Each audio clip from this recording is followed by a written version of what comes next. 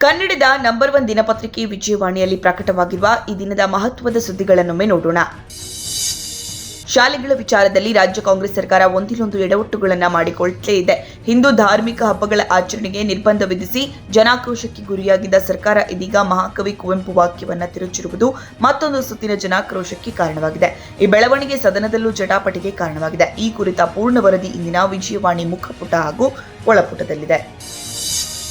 ಉದ್ಯೋಗಾಕಾಂಕ್ಷಿಗಳಿಗೆ ಸರ್ಕಾರ ಶೀಘ್ರವೇ ಸಿಹಿ ಸುದ್ದಿ ನೀಡಲಿದೆ. ರಾಜ್ಯದಲ್ಲಿ 1,000 ಗ್ರಾಮ ಆಡಳಿತಾಧಿಕಾರಿಗಳನ್ನು ನೇಮಕ ಮಾಡಿಕೊಳ್ಳುವುದಕ್ಕೆ ಮುಖ್ಯಮಂತ್ರಿ ಒಪ್ಪಿಗೆ ನೀಡಿದ್ದು, ತಿಂಗಳೊಳಗೆ ನೇಮಕಕ್ಕೆ ಅಧಿಸೂಚನೆ ಹೊರಡಿಸಲು ಸರ್ಕಾರ ಸಿದ್ಧತೆ ನಡೆಸಿದೆ. ಈ ಸುದ್ದಿ ಇಂದಿನ ಸಂಚಿಕೆಯಲ್ಲಿದೆ.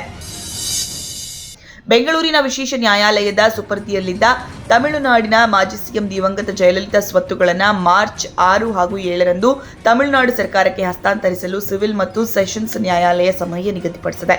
ಏನೇನು ಸ್ವತ್ತುಗಳು ಸಾಗಣೆಯಾಗಲಿವೆ, ಈ ಬಗ್ಗೆ ಕೋರ್ಟ್ ನೀಡಿದ ನಿರ್ದೇಶನವೇನು ಎಂಬ ಮಾಹಿತಿ ಇಂದಿನ ಸಂಚಿಕೆಯಲ್ಲಿದೆ. ಕೃಷಿ ಉತ್ಪನ್ನಗಳ ಕನಿಷ್ಠ ಬೆಂಬಲ ಬೆಲೆಗೆ ಕಾಯ್ದೆ ರೂಪ ನೀಡಲು ಒತ್ತಾಯಿಸಿ ಪ್ರತಿಭಟನಾ ನಿರತರಾಗಿರುವ ರೈತರೊಂದಿಗಿನ ಮಾತುಕತೆಯಲ್ಲಿ ಸಂಧಾನ ಸೂತ್ರವೊಂದು ರೂಪುಗೊಂಡಿದೆ. ಮುಂದಿನ 5 ವರ್ಷಗಳವರೆಗೆ ದ್ವಿದಳ ಧಾನ್ಯಗಳು, ಮೆಕ್ಕೆಜೋಳ, ಹತ್ತಿಯನ್ನು ಬೆಂಬಲ ಬೆಲೆಯಲ್ಲಿ ಖರೀದಿಸಲು ಸರ್ಕಾರ ಸಿದ್ಧವಿದೆ ಎಂದು ಕೇಂದ್ರ ಸಚಿವ ಪಿಯೂಷ್ ಗೋಯಲ್ ಪ್ರಕಟಿಸಿದ್ದಾರೆ. ಆದರೆ ಇದನ್ನು ರೈತರು ತಿರಸ್ಕರಿಸಿದ್ದಾರೆ. ಈ ಸುದ್ದಿ ಇಂದಿನ ದೇಶ ವಿದೇಶ ಪುಟದಲ್ಲಿದೆ.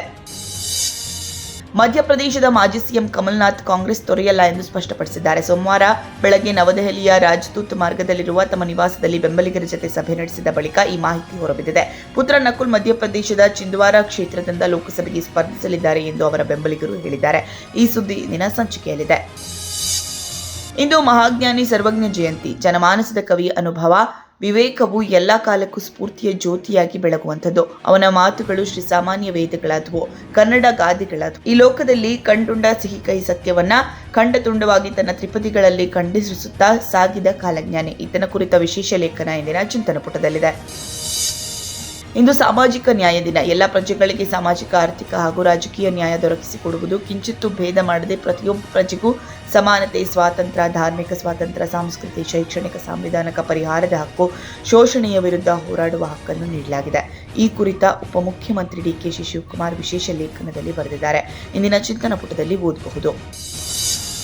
ಕನ್ನಡ ನಾಡಿನ ಹೆಸರಾಂತ ಕಾದಂಬರಿಕಾರ, ಭಾಷಾ ತಜ್ಞ, ಸಾಹಿತ್ಯ ಅಕಾಡೆಮಿ ಪ್ರಶಸ್ತಿ ಪುರಸ್ಕೃತ ಲೇಖಕ ಕೆ.ಟಿ. ಗಟ್ಟಿ ಎಂದೇ ಪ್ರಖ್ಯಾತರಾಗಿದ್ದ ಕೂಡ್ಲು ತಿಮ್ಮಪ್ಪ ಗಟ್ಟಿ ನಿಧನರಾಗಿದ್ದಾರೆ. ಇಂಗ್ಲಿಷ್ ಪ್ರಾಧ್ಯಾಪಕರಾಗಿ ದೇಶ ವಿದೇಶದಲ್ಲಿ ಸೇವೆ ಸಲ್ಲಿಸಿದ್ದ ಅವರು ನಿವೃತ್ತಿ ಬಳಿಕ ದಕ್ಷಿಣ ಕನ್ನಡ ಜಿಲ್ಲೆಯ ಉಜಿರೆಯ ಬಳಿ ಜಮೀನು ಖರೀದಿಸಿ ವನಸಿರಿಯಲ್ಲಿ ಕೃಷಿ, ಸಾಹಿತ್ಯ, ಕೃಷಿಯಲ್ಲಿ ತೊಡಗಿಸಿಕೊಂಡಿದ್ರು.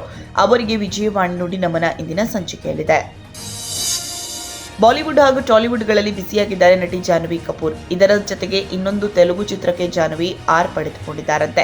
ಯಾವುದು ಆ ಚಿತ್ರ, ಸಂಭಾವನೆ ವಿಚಾರವಾಗಿ ಹೊರಬಿದ್ದಿರುವ ಸಂಗತಿ ಏನು ಎನ್ನುವ ವಿವರ ಇಂದಿನ ಉಲ್ಲಾಸ ಪುಟದಲ್ಲಿದೆ.